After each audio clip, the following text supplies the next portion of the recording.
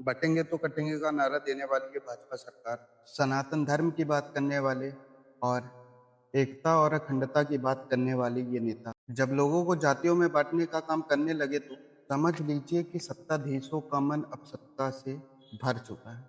जी हाँ, मैं बात कर रहा हूँ यूसी जी के काले कानून के बारे में। और ये यूसी जी सवर्णों को पढ़ने नहीं दे, सनातन धर्म की बात करने वाले और एकता और अखंडता की बात करने वाले ये नेता जब लोगों को जातियों में बांटने का काम करने लगे तो समझ लीजिए कि सत्ताधारियों का मन अब सत्ता में रहने से भर चुका है।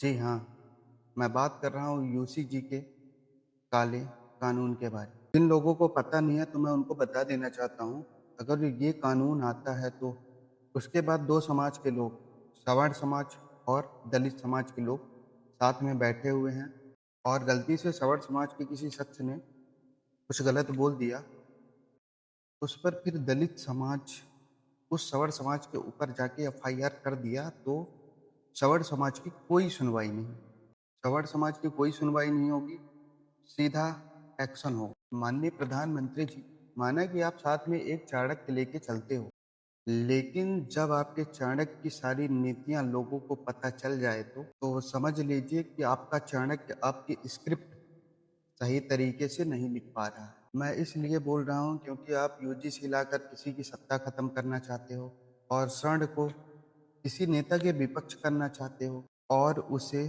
सत्ता से निकालना चाहते हो, लेकिन ये आपकी राजनीति काम नहीं करने वाली। याद रखो कि गौ माता को राष्ट्रमाता बनाने के लिए और भारत को हिंदू राष्ट्र बनाने के लिए और सनातन धर्म की रक्षा करने के लिए हमेशा सबसे पहले स्वर्ण समाज ही आगे आया है। और अगर आप उसी स्वर्ण को आप दबाने का काम करेंगे तो समझ लीजिए, याद रखिएगा, तो याद रखिएगा कि जो स्वर्ण आपको सत्ता दे सकते हैं वही स्वर्ण आपकी सत्ता छीन भी सकते हैं। वैसे तो विपक्ष ने मोदी के सारे नए कानून और नए बिल का विरोध किया, तो फिर आज ये नए यूसीजी का विरोध क्यों नहीं किया?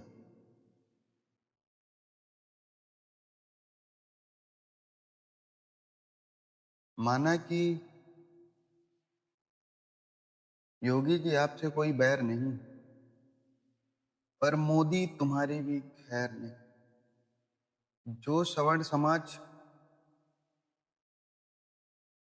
सत्ता दे सकता है वही समर्थ समाज सत्ता को छीन भी सकता है। सनातन धर्म की बात करने वाली ये भाजपा सरकार अभी हिंदू मुस्लिम और आज जातियों में बांट। जय श्री राम, जय गौ माता।